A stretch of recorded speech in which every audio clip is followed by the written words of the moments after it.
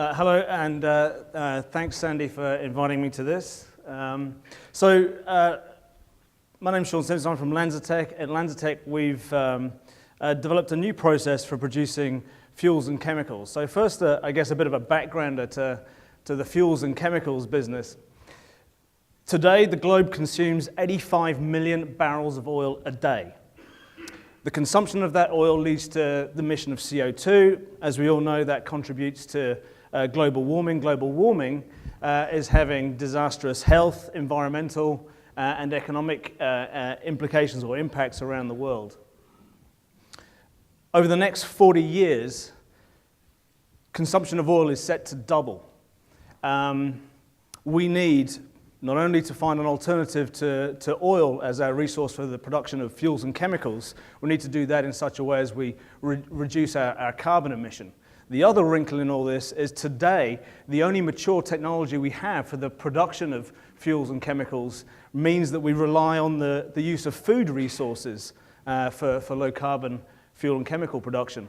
And over the same time frame that oil is set to double in consumption, the population of this world is set to increase from 6 to 9 billion people. Big challenge. At LanzaTech, we've developed technology for the production of fuels and chemicals from gases. Gases such as carbon monoxide and hydrogen, CO2 and hydrogen. These represent the emissions from heavy industry or the products of processing waste resources. Our technology is a biological one. We have developed microbes that effectively eat gas and produce a spectrum of chemicals. Today, we can produce ethanol, which can be used directly as a blending agent in gasoline, organic acids, and a compound called 2,3-butane-diol, which is a feedstock for chemicals and rubbers.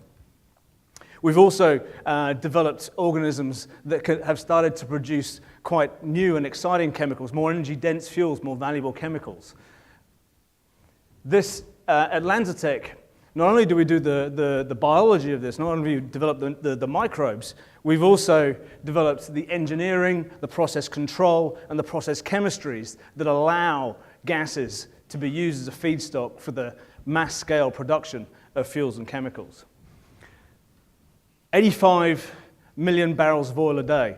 In order to make a significant impact, you need to be able to access resources that are available at extreme scale. The use of gases allows you to access resources at extreme scale. Accessing, for example, waste products from the oil refining industry allows us to, such as petcoke, allows us to contemplate the production of 4.5 billion gallons of ethanol. Emissions from the steel industry globally represent to us a resource for the production of 30 billion gallons of ethanol. And biomass globally, waste biomass globally, could potentially produce 190 billion gallons of ethanol. We've partnered with the best in the world to not only allow ourselves to produce our ethanol and our chemicals, but also then upgrade those low carbon, low cost products into products such as jet fuel.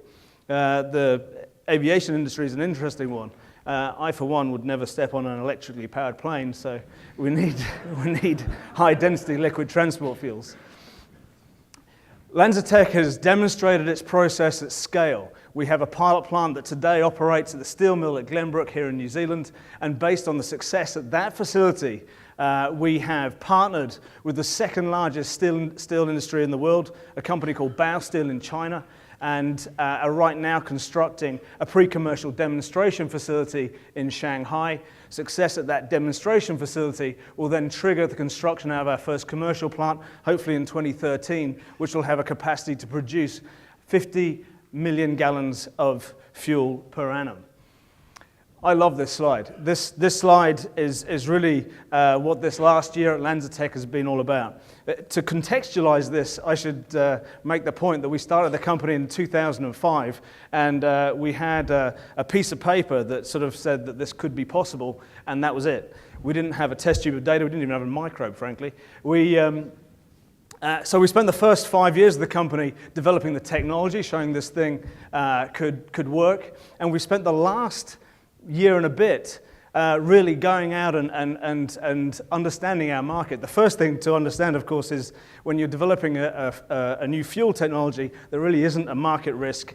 But what we wanted to understand was what interest did we get from industry?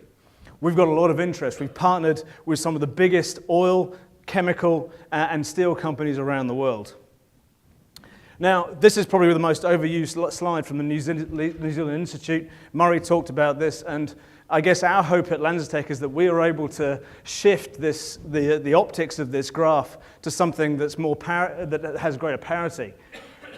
But a lot more companies like LanzaTech are needed in New Zealand to do this. My perspective on what's required to encourage the growth of LanzaTech-like or companies with the prospects of LanzaTech in New Zealand is that we have to make this place much more attractive to investor capital. We have to structure New Zealand in such a way that investors see that this is the place that they want to invest, and this is the place where they want to grow companies. Finally, LanzaTech has, I think, developed an exciting technology that we're looking to commercialize now that allies a nation's desire to grow industrially, to become more energy secure, to become more carbon efficient, while allowing food resources to be left alone to feed a growing population. Thank you.